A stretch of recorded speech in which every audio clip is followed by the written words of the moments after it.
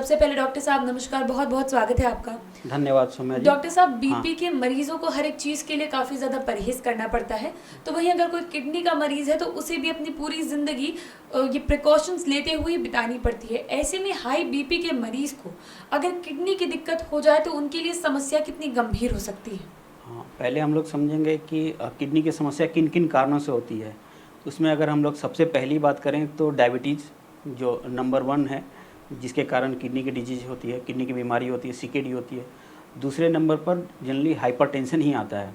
तो hypertension is one of the important cause for kidney disease. So क्या होता है कि ज़्यादा बीपी होने से आपका डायरेक्टली रीनल डैमेज होने का, किडनी डैमेज होने की संभावना रहती है, या फिर और इनडायरेक्ट बहुत सारे पाथवे हैं जिसके कारण किडनी खराब हो सकती है। तो good control of blood pressure is very important for control of kidney disease in hypertension. और दूसरी बात है कि अगर आपको किडनी और ब्लड प्रेशर दोनों इंटर रिलेटेड हैं, किडनी की जो काम होते हैं, किडनी के जो काम होते हैं लाइक यूरिन प्रोडक्शन, ब्लड को प्यूरिफाई करना, एक और इम्पॉर्टेंट काम है किडनी का, वो ब्लड प्रेशर कंट्रोल करना। अगर किडनी को खुद से किसी और कारण से भी अगर किडनी डैमेज हो जाए तो आपका ब्लड प्रेशर बढ़ जाता है जी। ब्लड प्रेशर के कारण भी किडनी डैमेज होता है, किडनी डैमेज के कारण भी ब्लड प्रेशर बढ़ जाता है। तो दोनों इंटर रिलेटेड हैं। तो दोनों साथ में अगर हो जाए किसी को तो ये कितनी खतरनाक हो सकती है? मैं यहाँ समझने की कोशिश कर रही हूँ कि अगर कोई बीपी का मरीज़ है, उसे किडनी की भी दिक्कत है, तो क्या क्या प्रिकॉशंस लेना आगे जाकर नेसेसरी हो जाता है?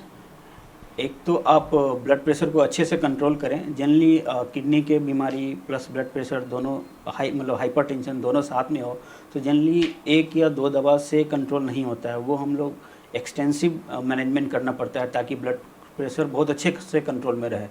और good control of blood pressure मतलब कि आपका blood pressure should be less than, systolic should be less than 130 और diastolic should be less than 90। जी।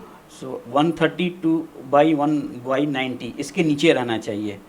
और दूसरा है कि और हम लोग क्या कर सकते हैं, दवाएं हो गई। दूसरी हो गई कि आप नमक पर कंट्रोल करें, नमक के इंटेक को बहुत कम कर दें। ऐसा कर दें कि खाने में थोड़ा सा फीका लगे और ऊपर से तो नमक बिल्कुल ही नहीं लें। दूसरा हो गया।